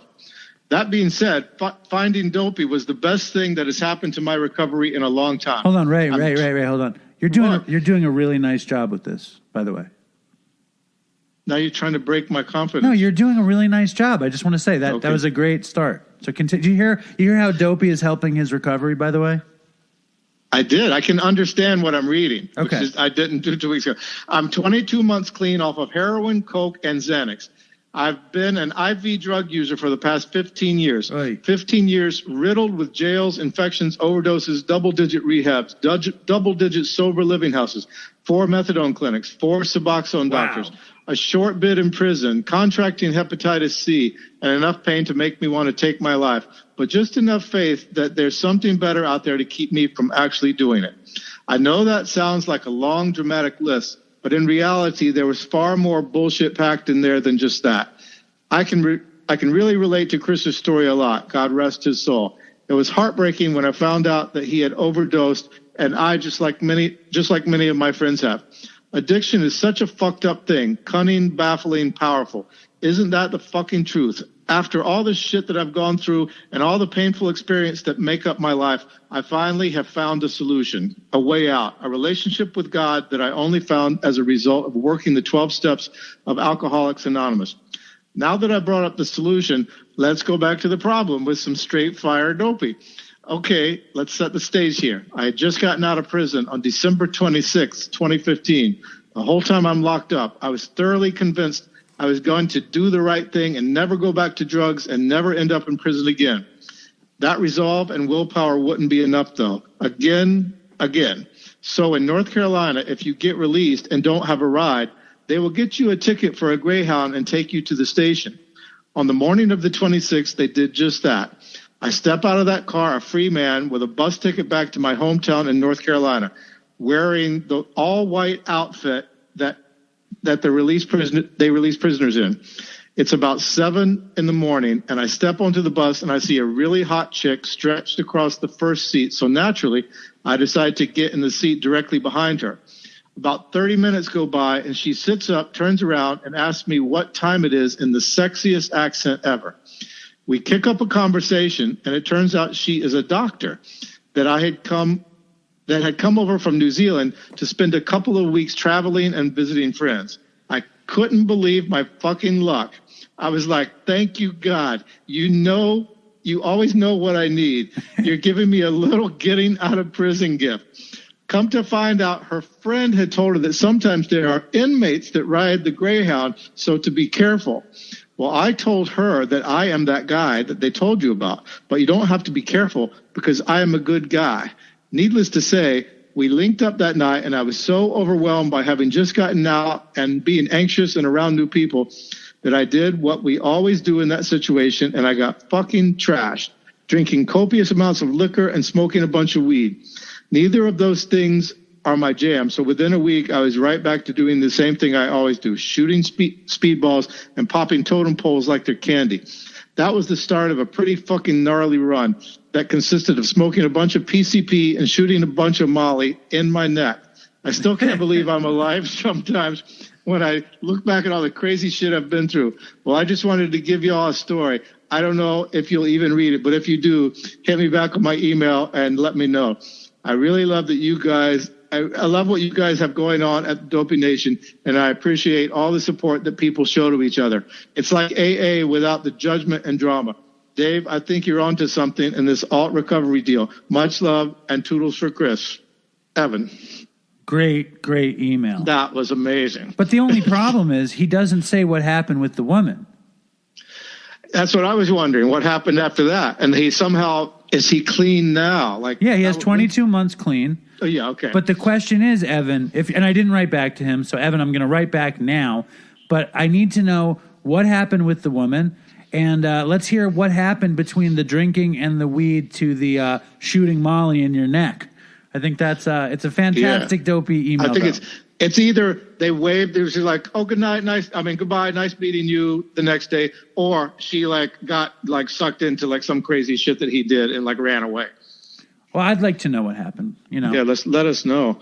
I like the Greyhound bus. I was on a Greyhound bus recently, and I heard the same thing of somebody was like, I just got out of prison, and I'm on this bus, and I'm going back home. When my aunt got out of jail, I found out that when they let you out of jail, and she was 86 years old, when they let you out of jail, sometimes you just walk out the front door, and some guys these scammers, they look at the girls that are in jail and they know when to pick them up and they wait outside and then they take them back into the life of prostitution and drugs. Wait, Ray, your aunt got out of jail at 86 years old? Yep. Well, you know how you just got out. Why do you say that so casually? Why did you have an 86-year-old aunt in prison? Well, she just went in. She went in at 80. Why? Because she stole a bunch of money. From who? She stole $1 million. She embezzled $1 million. She had an accounting firm, and she would do the accounting for all these doctors all around the South. So she drove around doing their accounting, and she was skimming to feed her gambling habit. And then she got busted, and she was in a waiting trial for a year. I'm like, what good is this to keep an old lady in prison? We had a family reunion, and we're waiting for our aunt to show up, and my mom, everybody's like, where is she? And my mom's like, I don't know, but she knew the whole time that she'd been arrested. They came crazy. And bashed her door down with a ramrod. Very dramatic. That is a crazy story, Ray. Crazy. Yeah, and she got out, and I hung out with her last Christmas, and she told me all these stories. She ran that prison, she was the queen of the prison. I was sure the story was going to be that you took the inmate on the Greyhound bus into the bathroom and had your way with him. But instead, we wound up with an 86-year-old aunt in jail. So, there you go. No, when you ride Greyhound buses, I've ridden a few recently. They are crazier than they used to be. Because airplanes are so cheap now that, there must be a reason you're on a Greyhound bus now.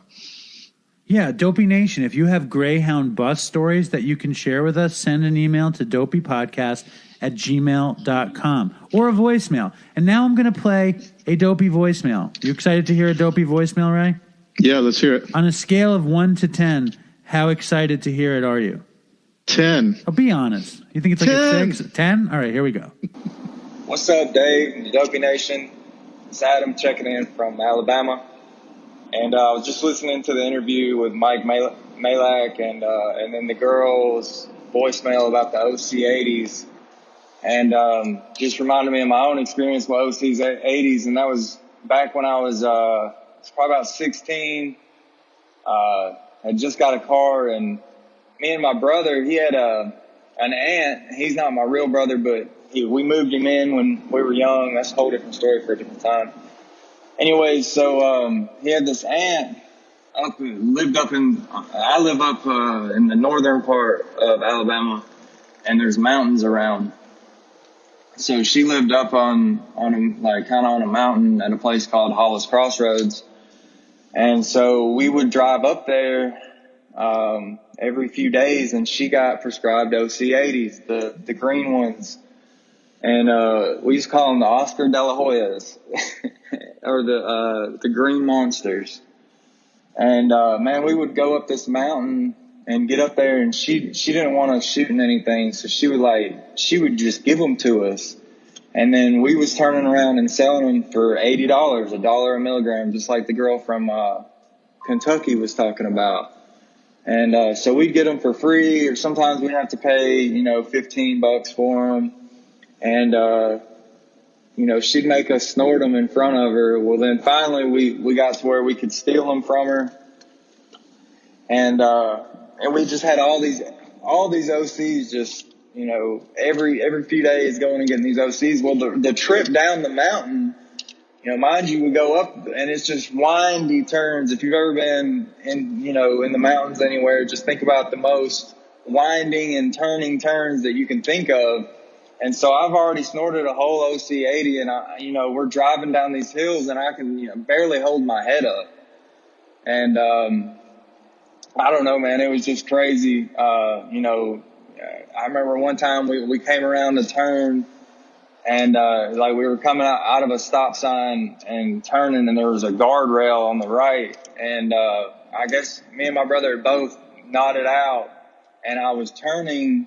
And then, as I was turning, I nodded out and went right into the side of the guardrail.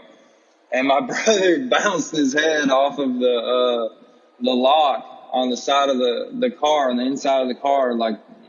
Old school Hondas, the locks kind of stick up a little bit. He busted his eye, and he woke up, and he thought I had hit him. He thought I'd hit him in the eye. And he was fucking irate. I was like, man, chill out. Anyways, I don't know, man. Crazy times. A little crazy story. Probably sounds stupid, but I hope everybody stays strong out there, man. And fucking toodles for Chris. The thing I love most about that voicemail, I think it's funny that the brother thought he punched him in the eye, but the thing I love most is the straight Alabama accent. Yeah, when I go home, I'm like, I forget about the accent. I forget it's like they have a thick accent down there. I used to have that accent. When I was growing up, I had that accent. Do you know what I think would be so cool? If, What? people around the world in the Dopey Nation all sent in, a voicemail saying toodles for Chris. Because to hear that Alabama toodles for Chris, it just felt very special to me. Yeah, that's good. So, Dopey Nation, if you live someplace far away, I wonder, I've never heard from, I heard from that one American kid in Japan who hates Dopey now. But yeah. I've never heard from an actual proper Japanese person for Dopey, or an Indian person for Dopey. If you're listening in one of those, or a real, there was a guy from Africa named Sawadi that used to listen to Dopey. Those people, you international dopes with cool accents, send in voicemails, record them on your phone, and send them to dopeypodcast@gmail.com. It's a worldwide project. Send in your toodles for Chris. Yeah, global, worldwide toodles for Chris to be played on the Dopey Day episode. What do you say? Sounds good, right? I think it's great. Yeah, Dopey Day. That's coming soon. It's coming soon, so let's get it on. Let's get it happening. And before you go, Ray, do you want to hear a dumb fucking story? Yeah. Is this you? Yes. I was up in the attic, okay? And I was on the phone trying to make Dopey bigger. I spend half my time dealing with catses and selling food and stuff, and the other half of my time trying to make Dopey bigger. And I was on this phone call. With this woman who works at a production company, and I knew her from years ago. And I got comfortable on the phone, and I start pushing my chair back, and I didn't realize that there's a hole in the floor in the attic. And it's the hole is big as a knot. And my whole chair falls through the hole. I fall out of the chair, and I'm still on the phone trying to sound like... And you didn't want to tell her. No, I didn't want to tell her. And then I get off the phone, and Nora and Linda come home, and Nora's like, Daddy, did you know that there's a hole in the ceiling in the bathroom? And my chair leg went through the floor and put a hole in the ceiling in the bathroom. Now you have to repair the ceiling in the bathroom. Now we have to repair the ceiling in the bathroom. And then I heard back from the woman that night because she's helping me to make Dopey bigger and more expansive. And do you know what she told me? What? That for a couple of years back in the day, she was addicted to heroin. No, coincidence. I think not. Karma. Coincidence? I think it's kismet, not Kismet. Yeah, kismet. But Ray, as always, it's been a delight to have you back on the Dopey Show. On a scale of 1 to 10, how would you say that this experience has been for you? 10. Really? 10 plus. 11. What's a bad experience like for you? Tell me, what was the experience of going to the country and being there for 3 days like on a scale of 1 to 10? That was good. That was fun. I don't know, 1 to 10? Yeah. 7. You give it a 7. How about the healing Appalachia trip on a scale of 1 to 10? What would you give it? I was just thinking about that just this morning when I was on the train. I was like, I've known Dave a long time, but I never really knew him until I spent a weekend with him and slept in the same room and realized now I understand why he had to take heroin to calm his nerves, because he's so his head is just spinning constantly. I'd never spent like that long with you. And I was like, oh, now I get it. He's like always like this, and he needs something to calm him down. I would take heroin. Well, I did take heroin, but I would take heroin if I was you also. Well, come on, Ray. I haven't taken heroin in years. I know. You figured out how to deal with what goes on in your head without taking heroin, which is what we discussed the other day, like a better way to deal with it. But I get it. Like the first time you feel heroin, you're like, some peace now in my head, which is like constantly going. My thoughts are going so fast, and I'm anxious and obsessed and about everything. It's totally true. I found that peace from weed too. When I feel sad when people say they get paranoid from weed, because I found maximum peace from smoking weed back in the day. You never got paranoid. That's so weird. No, I never got paranoid from smoking pot. And I still have, one of the dangerous things is that I still definitely have reservations about weed. I know you do. Especially on a hot day like this with a nice icy bong, putting on a little Bob Marley Kaya on the porch, taking bong rips like the old days. But yeah, you've said to me, I think in the future when I'm an old man, I'm gonna rip some bong joints. Yeah, and when bong hits. Hopefully, when I'm an old man, I can do that. But that doesn't mean I don't love my recovery. I do. And I'm not willing. I also know that if I started smoking weed now, that I would stop getting shit done. Pretty much it wouldn't be unilaterally stopping, but I'm also so unorganized. I'm so disorganized that it takes sobriety to get things done. Because if I wasn't sober, the disorganization would just be crippling. Yeah. So maybe when you're, 70 is too young, maybe 80, and then you can have a bong hit. If I get rich, I could have a bong hit at 70, I think. But if I don't get rich, it's going to be 80. And then you're not going to go, because I knew you for a while where you just smoked weed and you weren't searching for heroin. So maybe if you're 70, then you will be just do a bong hit, and then you won't get heroin, and you won't, and you will have provided for your family. You'll be retired, and it doesn't matter if you lose your job, because you won't lose your job. Well, hopefully I'll be retired at 70. Probably not though, right? Probably not. That's so fucked up. The way I know, I know something about your finances, and probably you're not going to be retired. But if Dopey hits it, I will. If Dopey hits, you will. What are you doing for laundry before you go? You know what? My neighbor moved out. He worked for Google, and they're work from home. He's like, fuck this shit. I'm not going to pay $3,000 for a studio apartment. So he moved to Miami. He has a 2-bedroom, 2-bath on the ocean. And he wrote to me and said, do you want my sofa? Do you want this? He gave me all this stuff. He gave me all his groceries, olive oil and all this stuff. And then he gave me just everything from his house. And then he left a bag out there after he was gone, and I opened it up, and it was socks and underwear. So I have a fresh supply of socks and underwear, so I haven't had to do laundry. You never cease to amaze me, Ray. You got these new underwear and socks from your neighbor, or was it his old underwear and socks? They're clean. They were freshly washed, but they weren't new. I think he didn't mean for them to be mine, but the super was mopping the floor, and he put them in front of my door, and I opened it up, and I'm like, I don't think he gave these to me, because he would have said, hey, I left you some underwear. But I put them on. I'm like, this is good. Amazing. All right, so I Ray. clean underwear now. As always, it was a pleasure to have you back on the old Dopey show. And we'll see you soon. I'll talk to you in the morning. Okay. Bye, Dave. Bye, Ray. Now, I feel remiss to not have my dad at least on every other episode, and he wasn't on last week, and a few people asked about him, and I know it goes to his head, but why not? Here he is, back on the show. Welcome back, Dad. Yeah. Hi, hello, everybody. It does go to my head a little bit, so that's why you shouldn't have me on so often, because it's not good. It makes me feel like I'm supposedly important or something. So it makes you feel almost too good, like you're high on Dopey. I guess, wow, that's a weird thing to say. Yes, yeah, I'm high on Dopey. That's true. I think it's great. And Dad, is there anything you want to update the Dopey Nation about? Because I just saw you, and I can't think of anything really relevant that you have to share with anybody. But can you think of anything that maybe people should hear? Well, the dock is still up, even though it's getting closer to the water. I'm cleaning up rocks around the water. And for the person who says that I'm so wealthy, Dave, describe the motor vehicles that I own.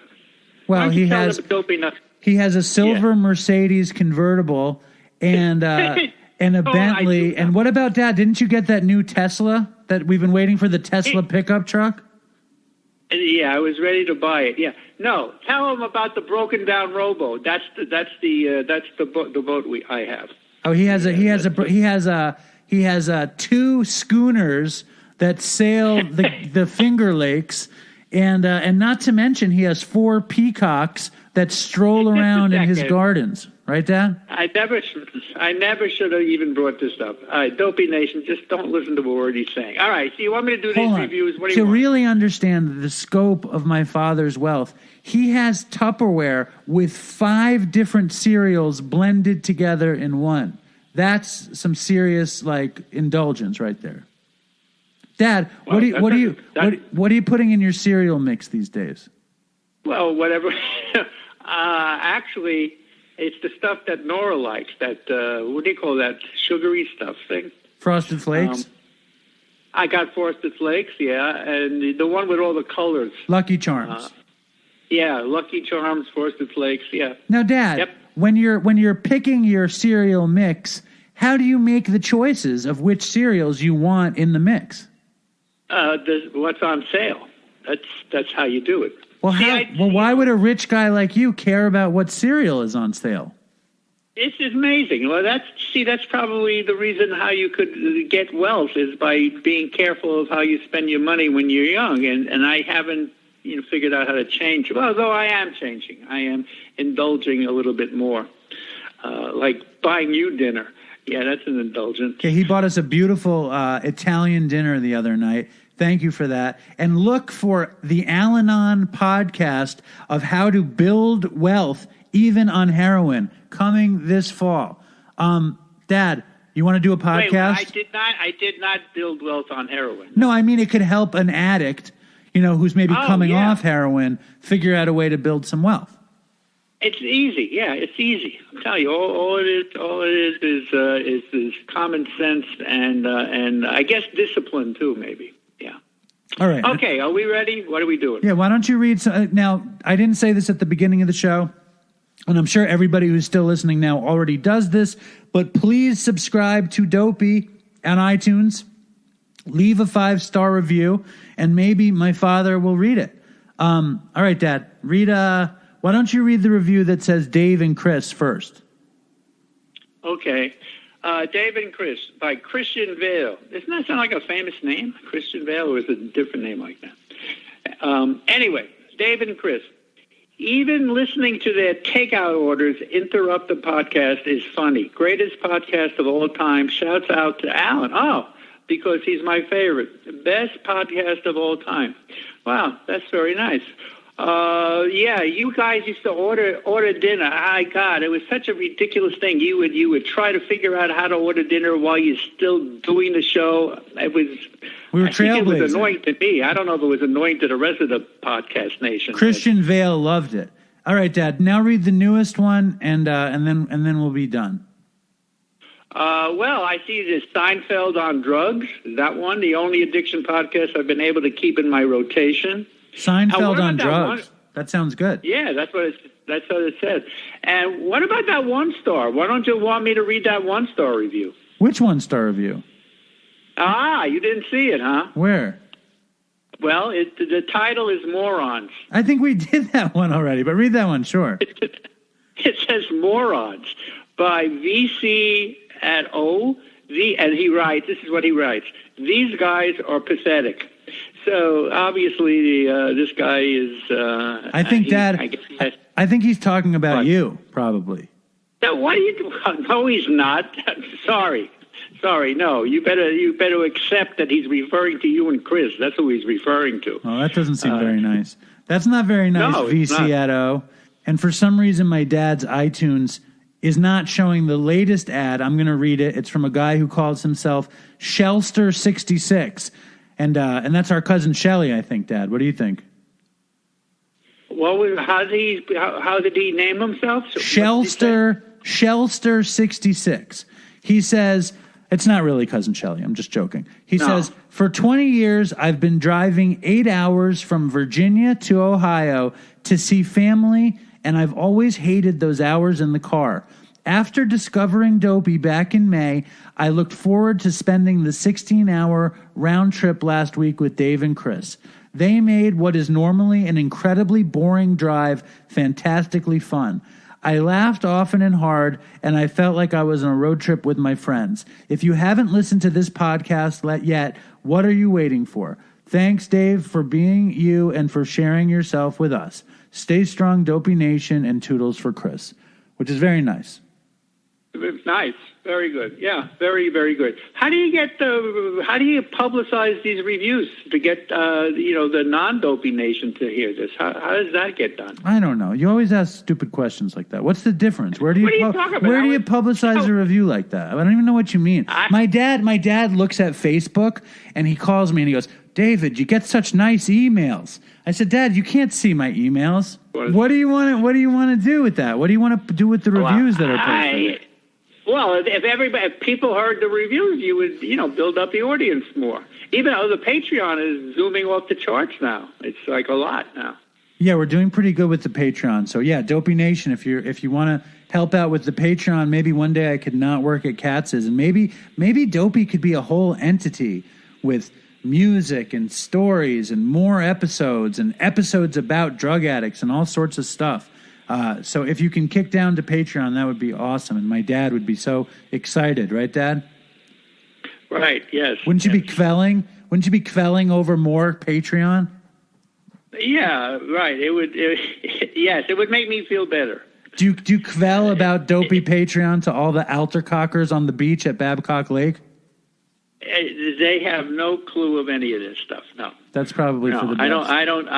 We're keeping like we were just. Oh yeah, this thing with the July 24th. That's going to be interesting because doesn't your name come up when you put the thing over your eyes? Well, that's the idea. Is that I am no one, you are no one. We are all just in support of addicts. That whole thing. I understand, but the anonymity is gone then, right? For sure. Not really. We're all going to put the Dopey logo over our eyes. Well, all right. Well, you'll do it for me, and all right. We'll get it done. All right. So you want me to read Soup Dave? It's sup, Dave. That's how young people say what's up. They say sup. Okay. Sorry, I messed that up. Sup, Dave. Okay, I got it. You want me to read it then? Was feeling inspired last night and decided to write a Dopey-themed poem. Shout out to my girl Abs and the rest of the gang. This one's for the Dopey Nation. All of us fiends and dopes, and don't forget crackheads who bum all our smokes, for the ones who put on a smile and go to work. and the ones who rifle through alleyways in search of that hit they crave. For the ones near and far, those working from home, their doors ajar. And last but not least, the ones out on the streets doing their best to make ends meet. Dopey Nation, we're stronger than most, especially with Dave as our host. Stay recovered and strong is what he'll say when the next hit of Dopey drops this Friday. And maybe you don't fuck with poems quite like I do, so I'll sit down and let Dave do his thing. But before I go, I've just got to say, toodles for Chris. I expected that. I think you messed up the rhyme at the end. There had to have been a rhyme. Wait a minute. I didn't finish it. But before I go, here it goes. But before I go, I've just got to say, toodles for Chris and see you Friday. So he didn't screw up. You screwed it up. Yeah, I did. Well, this phone, you got to keep. Wait a minute. Now, then he says, you rock, man, and it's Ryan who wrote this. So thank you, Ryan. Thank you, Dad. Stay strong, Dopey Nation, and fucking toodles for Chris. You want to say goodbye? Yeah, okay. Stay strong, Dopey Nation, and toodles for Chris. All righty. Good night, Dave. Greetings and salutations, Dopey Nation.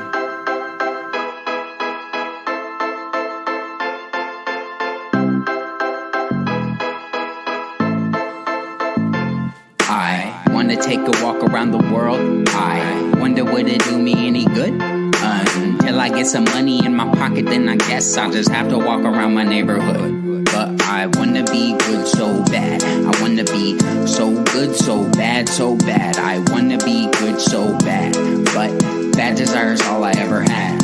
And I wanna take a ride up in the sky and watch as aeroplanes just pass me by. And I wanna see a Learjet liner take a dive just to show all of these people what it means to be alive. And I wanna be good so bad. I wanna be so good, so bad, so bad. I wanna be good so bad.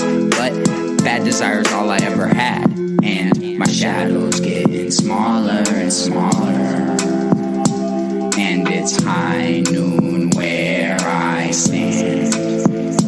My shadow's getting smaller and smaller. And it's high noon where I stand. And I wonder would they pay it any mind when I leave this busted city far behind. I'll take the high road however far it winds, cause peace and love are very, very, very hard to find. And I wanna be good so bad. I wanna be so good, so bad, so bad. I wanna be good so bad. But bad desire is all I ever had. And it's all I ever had. And it's all I ever had. And these suckers make me mad. And it's all I ever had. And I wanna call my dad. And it's all I ever had. And it's all I ever had. And it's all I ever had. And these suckers make me mad, and it's all I ever had. And I wanna call my dad, and it's all I ever had. And it's all I ever had. Stay strong, Dopey Nation. Fucking toodles for Chris. Sup, Zoomers? And shout out to Scott Wick, the rap god, by the way. I mean, everyone else is great too, but Zoomers. It's the rap god, so yeah. Toodles.